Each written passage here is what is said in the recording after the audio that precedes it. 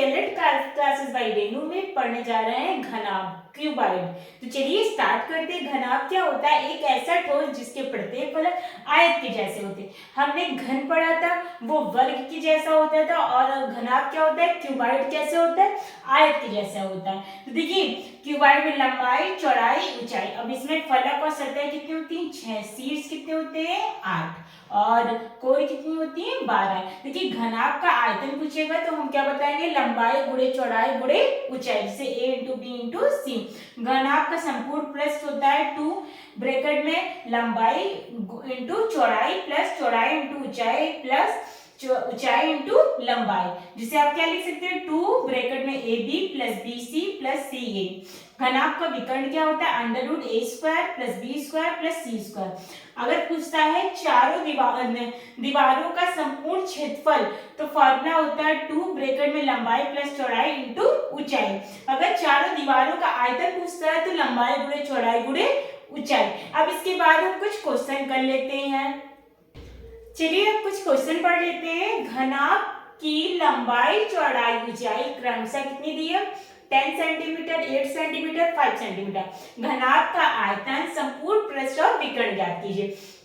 तो देखिए हमको क्या दिए? लंबाई इसकी a बराबर, लंबाई बराबर कितनी दी है? 10 सेंटीमीटर, b चौड़ाई 8 सेंटीमीटर और c 5 सेंटीमीटर, ऊंचाई दी है। तो हमको पता है घनाभ का आयतन क्या होता है? लंबाई गुणे ऊंचाई गुणे लंबाई गुणे चौड़ाई गुणे ऊंचाई। तो रख लीजिए 10 मल्टीप्लाई 8 मल्टीप्लाई 5, ये इसका मल्टीप्लाई 8 5 जो 40, 40 का मल्टीप्लाई 10 से करेंगे तो 400 सेंटीमीटर क्यूब आ जाएगा। घन का हमको पृष्ठ निकालना है, तो घन का पृष्ठ क्या हो जाएगा? 2ab लंबाई इंटू चौड़ाई प्लस चौड़ाई इंटू ऊंचाई प्लस ऊंचाई इंटू लंबाई। तो 2 देखिए लंबाई कितनी है? 10 गुणे मल्टीप्लाई 4, वो 8 होगा यहाँ पे, 8 मल्टीप्लाई 5, 5 मल्टीप्लाई 10। अब इसको मल्टीप्लाई कर लीजिए तो आ जाएगा क्या आपका?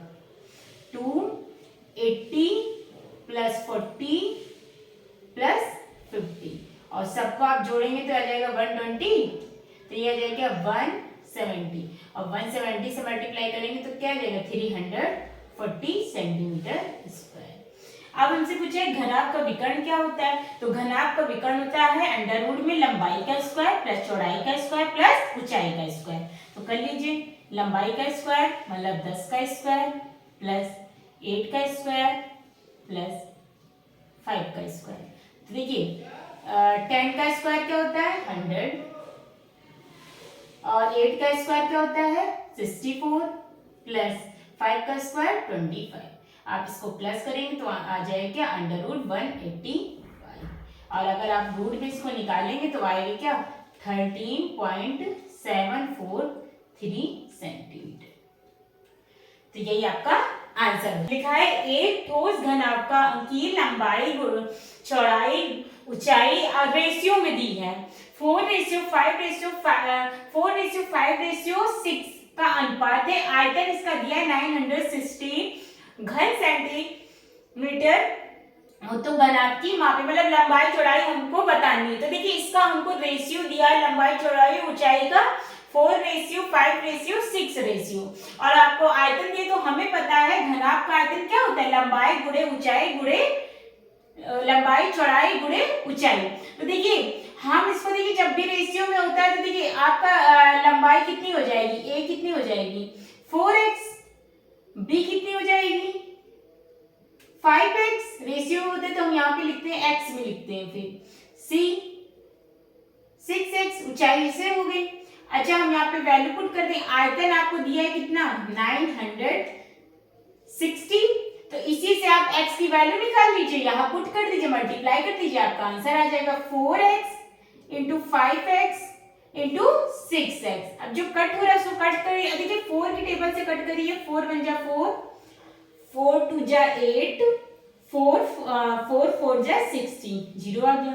अब 6 के टेबल से कट कर लीजिए, 6 1 जा 6, 6 4 जा 40, और 6 4 जा 24, और 0 उतार लेंगे तो आ जाएगा 40, और 5 से काट दीजिए, 5 1 जा 5 और 5 8 जा 40।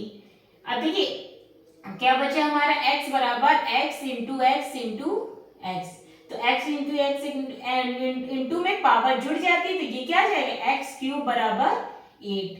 ये क्या आ जाएगा x बराबर अंडर रूट, यहाँ पे 3 लग जाएगा 8। तो 8 किसका क्यूब है 2 का, तो x बराबर आ गया 2। तो a बराबर कितना आ जाएगा 4 इंटू 2। लंबाई कितनी हो जाएगी 8 सेंटीमीटर। चौड़ाई कितनी हो जाएगी 5 इंटू 2 यानी कि 10 सेंटीमीटर। ऊंचाई कितनी हो जाएगी 6 इंटू 2 यानी आ जाएगी क्या 12 सेंटीमीटर। आप रेशियो में जब भी दिया रहेगा तो उसको x में लिखेंगे, फिर यहाँ पे वैल्यू पुट करके पहले x की वैल्यू निकालेंगे, मल्टीप्लाई करके लंबाई गुणे ऊंचाई लंबाई गुणे चौड़ाई गुणे ऊंचाई निकाल लेंगे। अब सेब के कमरे की लंबाई 4 सेंटीमीटर, चौड़ाई 3.5 मीटर और ऊंचाई 3 मीटर है, तो इस कमरे के चारों दीवारों का क्षेत्रफल बताइए। तो देखिए लंबाई हमको कितनी दी है 4 मीटर, चौड़ाई दी है हमको कितनी 3.5 मीटर और ऊंचाई हमको दी है कितनी 3 मीटर। तो अब वैल्यू पुट कर लेते हैं। तो देखिए लंबाई 4 प्लस 3.5 और मल्टीप्लाई में क्या आ जाएगा 3। अब देखिए 2, अब देखिए 4 में 3.5 प्लस करेंगे तो आ जाएगा 7.5 मल्टीप्लाई 3। अब देखिए 2 3 जा 6 मल्टीप्लाई 7.5। अब देखिए 6 5 जा 30 का 0, 6 7 जा 42 में आप 3 प्लस करेंगे तो आ जाएगा 45 पॉइंट, तो 45 मीटर स्क्वायर आपका आंसर आ जाएगा। ये आपके डीएलएड 2016 के पेपर में आया था। 4 नंबर क्वेश्चन लिखा है 10 मीटर भुजा के दो घनों को बराबर सटाकर, मतलब दो घन है क्यूब, उनको दोनों के एक साथ सटाकर रखा गया है, रखने से प्राप्त घनाभ का संपूर्ण पृष्ठ ज्ञात कीजिए। तो देखिए जो दो घन है एक साथ रखा गया है और कहा गया है इसका घनाभ का वक्र पृष्ठ। तो देखिए दोनों की देखिए दो है और घनाभ का निकालना है, तो ये घनाभ की जैसा हो गया, तो इसकी लंबाइयां कितनी हो जाएंगी 10 10 20 हो जाएंगी। तो लंबाई इसकी हमें क्या मिल जाएगी 20 मीटर।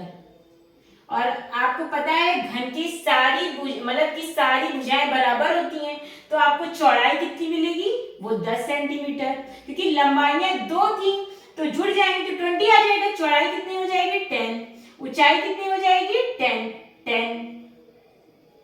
तो वैल्यू पुट कर लीजिए, क्योंकि हमको पता है घनाभ का संपूर्ण पृष्ठ क्या होता है, ब्रैकेट में 2 ब्रैकेट में AB लंबाई इंटू चौड़ाई प्लस चौड़ाई इंटू ऊंचाई प्लस ऊंचाई इंटू लंबाई।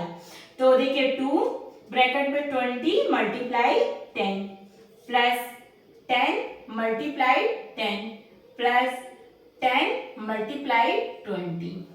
तो कर लीजिए 2 आ जाएगा कितना 200 प्लस 100 प्लस 200 100 और 200 कितना जाएगा 500 मल्टीप्लाई 500।